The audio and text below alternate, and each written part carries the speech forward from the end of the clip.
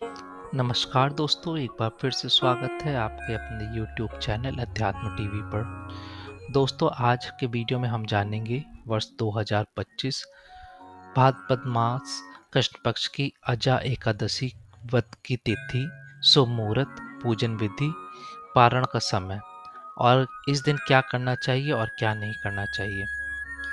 सबसे पहले आप सभी भक्तों को अजा एकादशी व्रत की ढेर सारी शुभकामनाएं।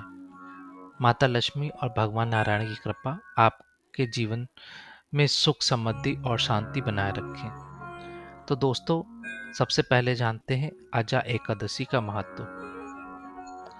हर माह कृष्ण पक्ष और शुक्ल पक्ष दोनों में एकादशी व्रत किया जाता है। इसे एकादशी या ग्यारस व्रत भी कहा जाता है। यह व्रत भगवान विष्णु और श्री कृष्ण को अति प्रिय है और सभी पाप एवं दुखों का नाश करने वाला है। दोस्तों, भाद्रपद मास कृष्ण पक्ष की अजा एकादशी विशेष पुण्य देने वाली मानी गई है। जो भी भक्त सच्ची श्रद्धा और निष्ठा के साथ इस व्रत का पालन करता है, उसे अश्वमेध यज्ञ के बराबर फल प्राप्त होता है। इस व्रत से अपार संपत्ति, संतान सुख और शत्रु विनाश का आशीर्वाद मिलता है। तो दोस्तों, अब जानते हैं क्या है शुभ समय और तिथि। तो एकादशी तिथि आरंभ हो रही है 18 अगस्त 2025 दिन सोमवार को शाम को 5:24 पर, और एकादशी तिथि जो समाप्त हो रही है वो 19 अगस्त 2025 दिन मंगलवार दोपहर 3:34 पर समाप्त हो रही है। दोस्तों, व्रत रखने की जो तिथि है वो होगी 19 अगस्त 2025 दिन मंगलवार। दोस्तों, अब जानते हैं व्रत पारण का समय। तो दोस्तों, द्वादशी आरंभ होगी 19 अगस्त 2025 दिन मंगलवार को दोपहर 3:35 पर, और द्वादशी जो समाप्त हो रही है वो है 20 अगस्त 2025 दिन बुधवार दोपहर 2:01 पर।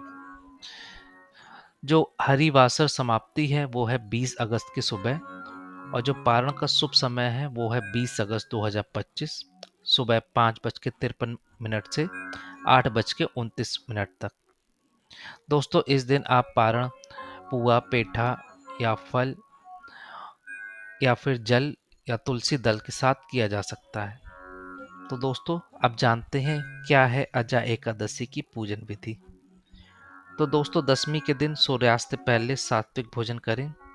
चावल, मसूर दाल, कांसे के बर्तन और पान का सेवन ना करें।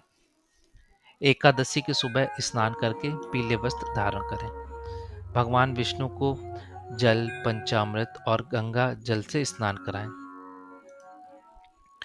इसके बाद पीले वस्त्र, पीले फूल, कमल का पुष्प और तुलसी दल अर्पित करें। इसके बाद भगवान को बादाम और छुआरे का भोग अवश्य लगाएं। उसके बाद धूप, दीप और नैवेद्य अर्पित करें। फिर भगवान की आरती करें। दोस्तों, दिन भर आपको भजन कीर्तन करना चाहिए, कथा श्रवण करनी चाहिए और जहाँ तक संभव हो तो रात्रि जागरण अवश्य करें। दोस्तों, अब जानते हैं क्या है विशेष मुहूर्त। तो दोस्तों, 19 अगस्त को जो ब्रह्म मुहूर्त है वो है सुबह 4:25 से 5:09 तक। इस दिन सूर्योदय जो होगा वो होगा 5:33 पर, और अभिजीत मुहूर्त है वो है दोपहर 11:58 से 12:51 तक। जो दूसरा मुहूर्त है जो है विजय मुहूर्त, वो है दोपहर 2:35 से 3:14 तक। और जो शाम का पूजन मुहूर्त है वो है 6:57 से 8:02 तक। दोस्तों, अब जानते हैं पारण का दिन। द्वादशी के दिन सुबह स्नान कर लें, शुद्ध वस्त्र पहने और भगवान विष्णु की पूजन और आरती करें। इस दिन हो सके तो ब्राह्मणों को भोजन कराएं और दान दक्षिणा दें। समय के अनुसार व्रत का पारण करें। दोस्तों, इस व्रत से पाप और कष्ट दूर होते हैं, जीवन में सुख समृद्धि आती है और अंत में भगवान विष्णु के धाम की प्राप्ति होती है। तो दोस्तों, आशा है आपको ये जानकारी पसंद आई होगी। ऐसे ही धार्मिक और ज्ञानवर्धक जानकारियों के लिए चैनल को सब्सक्राइब करें, लाइक करें, शेयर करें और बेल आइकन दबाएं ताकि आने वाली हर वीडियो का नोटिफिकेशन आपको समय पर मिले। तो मिलते हैं आपसे अगले वीडियो में, तब तक के लिए धन्यवाद।